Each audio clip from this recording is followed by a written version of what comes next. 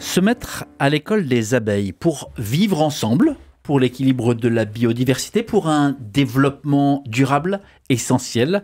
Bonjour Sébastien Roger. Bonjour Michel. Vous êtes le fondateur d'Erin. On va y revenir. Romain Hayem, bonjour. Bonjour Michel. Technicien multimédia de l'association. Mathieu Basset, bonjour. Bonjour Michel. Alors vous êtes en alternance chez Erin. D'abord, qui me dit de quoi est-ce qu'on parle quand on parle d'Erin ? Qui veut parler? Je parle. J'ai déjà commencé. Erin, c'est un jeu de mots qui veut dire reine. C'est un anagramme. Et Erin, en fait, c'est une association qui a vocation à éveiller et engager un public jeune, 8-18 ans, sous le regard de l'abeille, à comprendre qu'est-ce que le pollinisateur, quelles sont les menaces qui pèsent sur lui, en quoi ce pollinisateur il est essentiel pour notre devenir et le maintien de notre alimentation. Ça s'adresse aux 7-16 ans, c'est bien ça? 8-18, on y est presque. 8-18. Voilà, 8-18. Pourquoi? Parce qu'on va jouer depuis en gros le CM1 jusqu'à la terminale, notre jeu. Puis après, on a des versions études supérieures, on a des versions porteurs de handicap. Vous avez sauté une étape. Notre jeu, ça veut dire qu'Erin, c'est un jeu. Erin, c'est une sensibilisation par le jeu. Par le jeu. C'est 1 heure, c'est un serious game où chaque élève, dans sa classe, va devenir une abeille le temps d'1 heure. Et puis, chaque groupe d'élèves, on crée 3 groupes d'élèves, va devenir une ruche. Et ces 3 ruches vont entrer en compétition, comme c'est le cas dans la nature. Et on va confronter l'élève on va le forcer à penser abeille. Parce qu'ils vont obtenir des points qui sont des points miel, mais ils vont aussi en perdre face à des problématiques. Parce que quand un frelon débarque dans la salle, et nous on le fait débarquer, enfin pas en vrai, hein, vous avez compris, mais ils vont devoir avoir une certaine posture, une certaine attitude, comme nos ruches. Et s'ils vont pas assez vite, pour réfléchir ensemble, c'est l'intelligence collective, la mécanique qui fait fonctionner ce groupe, ils risquent de perdre. Et il n'y a qu'une équipe qui gagne. On va revenir sur à quoi ça sert finalement tout ça au-delà du jeu, mais un point technique, parce que vous avez dit pas en vrai. Vous pouvez nous expliquer de quoi il s'agit ? Oui, alors tout à fait. Au sein de l'association, on souhaite engager vraiment fortement le jeune public et créer de l'émotion pour ça, bien évidemment. Et du coup, on utilise tous les moyens qui sont à notre disposition, donc les moyens du jeu et les moyens technologiques, puisqu'on utilise dans nos jeux, mais pas uniquement, les moyens multimédia, à savoir les masques de réalité virtuelle dans lesquels on diffuse des vidéos à 360 degrés. Qu'est-ce qu'on y voit dans les masques alors ? Ce sont des vidéos aériennes qui simulent donc le vol des abeilles dans des phases cruciales de leur vie, la recherche de l'eau, la pollinisation, les différentes menaces qui peuvent peser sur leur survie et qui du coup sont extrêmement ludiques et c'est une expérience très marquante pour les enfants. Il y a une vidéo, je te coupe, il y a une vidéo incroyable parce que c'est celle qui émeut le plus nos joueurs. Un apiculteur met jamais la tête dans sa ruche. Et nous, on a mis des caméras dans les ruches. À l'intérieur. Et donc vous vous retrouvez dans la ruche. Complètement incroyable. C'est fou. Romain, vous êtes télépilote, instructeur de pilotage drone, titulaire du certificat d'aptitude à l'enseignement aéronautique. Ça vous a servi à quoi concrètement pour participer ? Alors, en fait, j'ai rencontré Sébastien, il avait un projet, il souhaitait utiliser, parmi, dans la gamme complète des outils qui sont à la disposition de l'asso, il souhaitait utiliser les masques de réalité virtuelle, et il se trouve qu'à titre personnel, j'avais créé un spectacle qui s'appelle Immersion Verticale, qui est donc un spectacle patrimonial qui permet aux gens de découvrir leur territoire en direct à travers la vue du drone, et il est arrivé jusqu'à moi en découvrant le spectacle et il m'a parlé de son projet et là je lui ai dit voilà comment on va procéder, on va utiliser le drone, la caméra à 360 degrés de façon aérienne pour créer des vidéos et ça a été le début de notre collaboration et de notre aventure. Et ça marche. Mathieu, vous y faites quoi? Vous êtes en alternance vous chez Erin, mais c'est quoi votre job? Alors moi je suis alternant du coup chez Erin, Oui. Je suis étudiant en communication. Et j'ai rejoint l'aventure Erin avec Sébastien pour prendre en charge les réseaux sociaux, pouvoir les animer et pouvoir notamment proposer des challenges avec les élèves sur nos réseaux sociaux.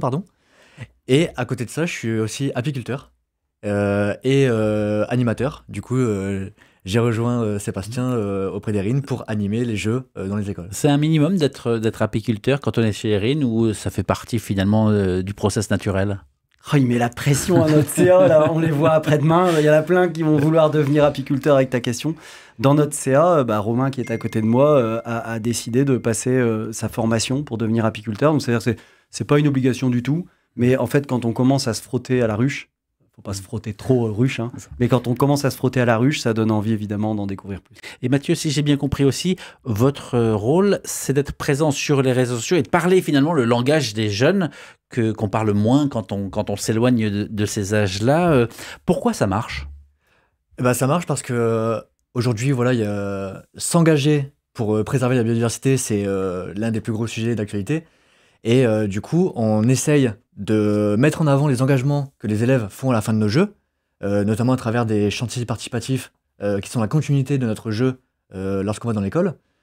Par exemple, planter des fleurs, créer un tas de bois dans l'école, ou créer une campagne de sensibilisation qui seront diffusées dans l'école et dans la ville pour pouvoir mettre en avant l'importance de préserver nos abeilles. C'est tout de même plus qu'un jeu, hein. On vient de le dire, sensibilisation, parce que tout à l'heure, Sébastien, vous nous expliquiez que finalement, on est en condition, on a des images, il y a un frelon, etc. Ça paraît très, très ludique, mais c'est du sérieux derrière. Le message très fort, il est que sans abeilles, finalement, on n'est plus grand-chose, on n'est plus rien. La vie n'est plus pareille. La vie n'est Ça, c'est des élèves qui ont inventé cette phrase-là. 70% de notre alimentation lui est directement imputable. Alors, pas à cette seule abeille. On balaye bien l'ensemble des pollinisateurs. C'est très important dans nos jeux. On explique que l'abeille est un pollinisateur parmi 941 000 espèces de pollinisateurs sur Terre. Donc, il ne faut pas la considérer seule, il faut la considérer dans un ensemble, au service du vivant. Et donc, c'est tout l'intérêt de ce jeu, mais effectivement, qui est un starter, je dirais, pour ensuite emmener les enfants à se reconnecter au vivant. Combien d'enfants ont participé à l'expérience aujourd'hui ? Alors l'année dernière, incroyable, on a réussi à éveiller et engager 8500 enfants en Hauts-de-France. Voilà, et maintenant, on a lancé un appel à projet national avec le soutien du SNA, le syndicat national d'apiculture, puis des gros acteurs, des grosses fondations qui nous aident, qui nous emmènent vers 200 000 enfants formés grâce à l'appel à projet qu'on fait actuellement. Ça veut dire que vous êtes seul sur le créneau ?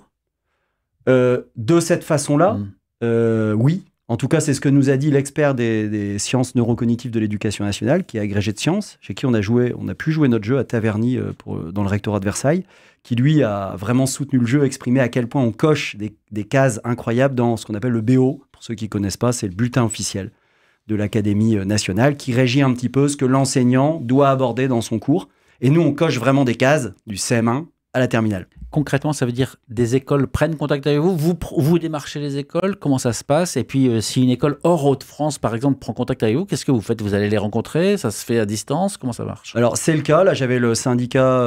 alors non, c'est la Somme, donc, qui fait partie d'Hauts-de-France. Bon, là, en l'occurrence, m'ont appelé, mais j'étais avec Annecy cette semaine, j'étais avec des gens dans le Gard, j'étais avec plusieurs territoires.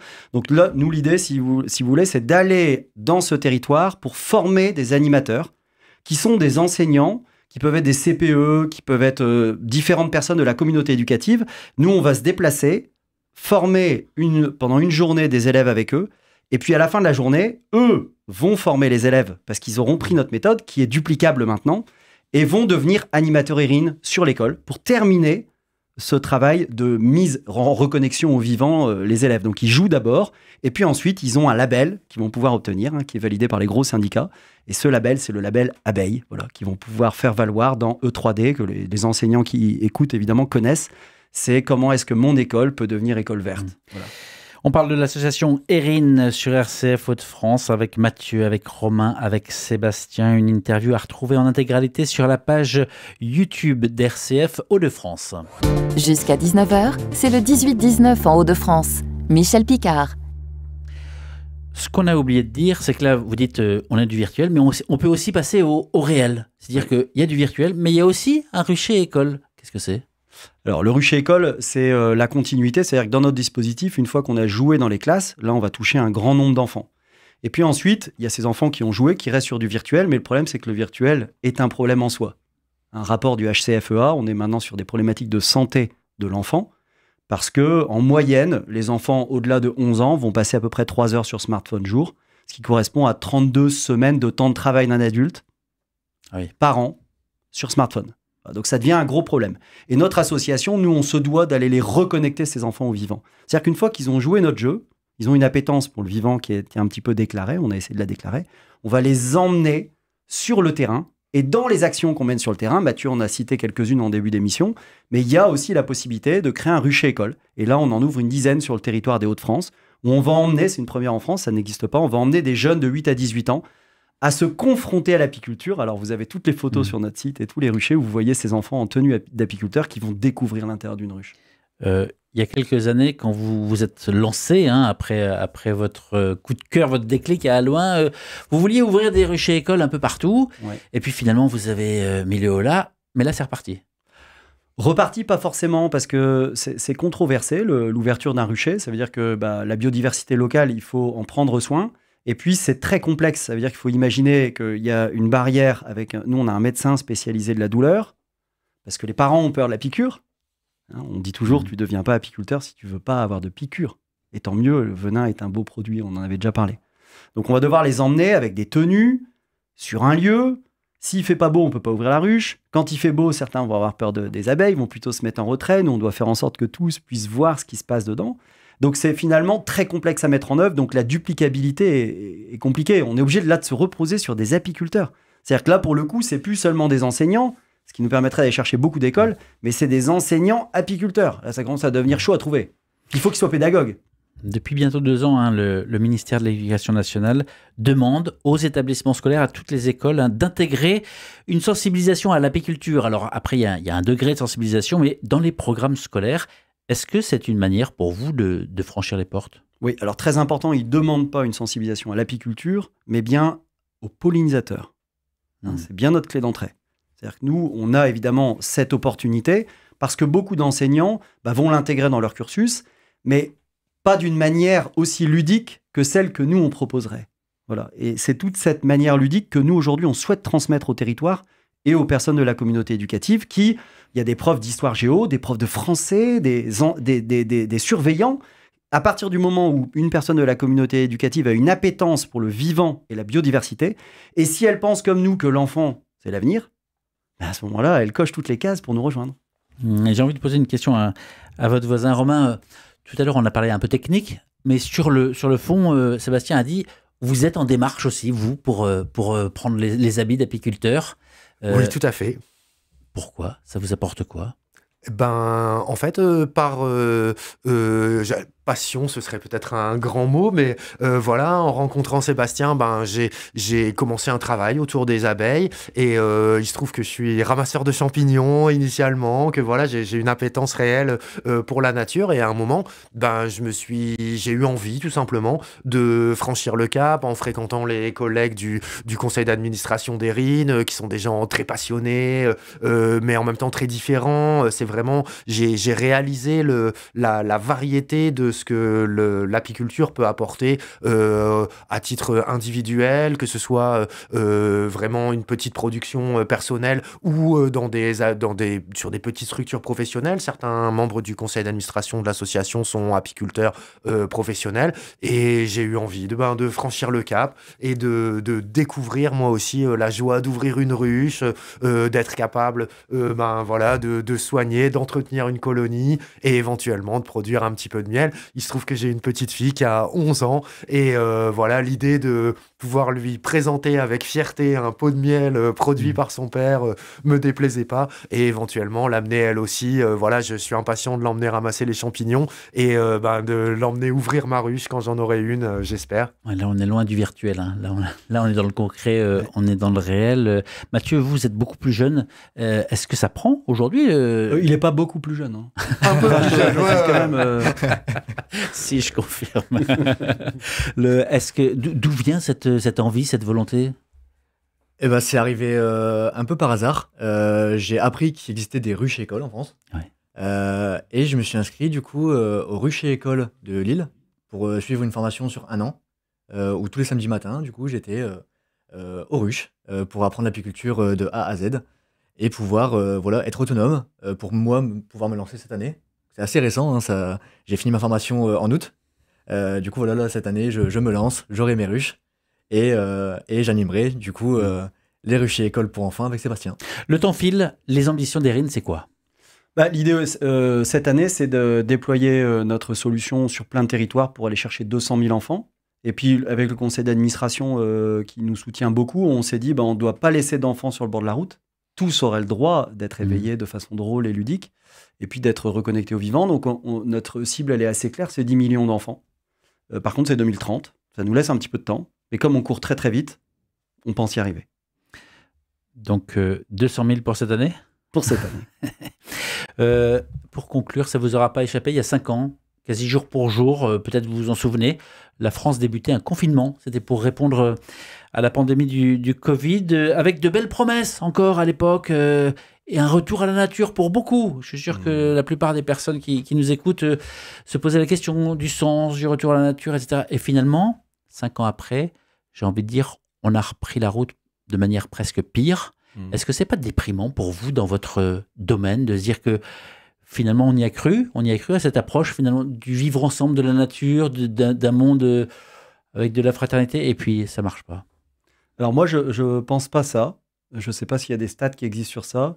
Ce qu'on constate, nous, au réel, parce qu'on fait des ateliers parents-enfants, puis on se frotte beaucoup aux parents, puisqu'on se frotte aux enfants. Et on constate qu'il y a une euphorie très importante. Après, c'est comment est-ce que les gens arrivent à maintenir ça dans le temps. Et c'est pour ça que nous, Erin, on a décidé de s'adresser à l'enfant, parce que l'enfant n'a pas encore de récit. Et donc, c'est assez simple, avec lui, de construire un nouveau récit. Et quand on touche l'enfant, on touche immédiatement le cœur des parents. Donc voilà un peu l'ambition qu'on a. Mais en tout cas, moi, je suis plutôt positif, même si, évidemment, toutes les courbes vont dans le mauvais sens. Aujourd'hui, nous, on garde la tête haute et le sourire, et vous le voyez, vous pouvez le regarder sur YouTube, on a le sourire. Merci beaucoup, en tout cas, à tous les trois, d'avoir pris le temps de venir dans ce studio. Et donc, Erin, on trouve sur n'importe quel moteur de recherche. erinvr.com. erinvr.com, VR pour réalité virtuelle. Voilà. Merci beaucoup d'avoir pris le temps de venir dans ce studio. Merci Michel.